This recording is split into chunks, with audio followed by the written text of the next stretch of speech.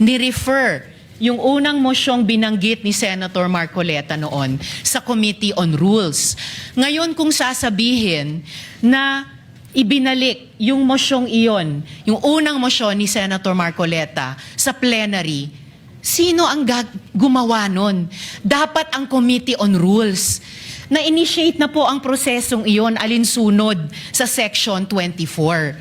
Hindi pa nga po nako-constitute ang Committee on Rules. Wala pa nga pong minority contingent sa Committee on Rules. So wala pang body na pwedeng ibalik yung unang mosyon ni Senator Marcoleta sa plenary.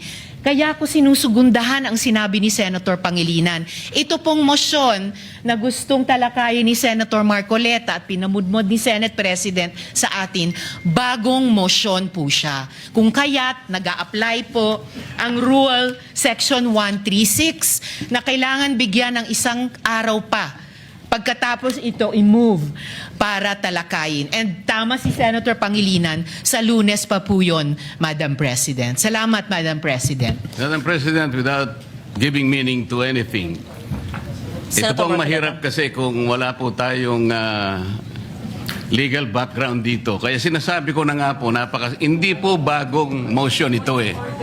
Hindi siya bagong motion.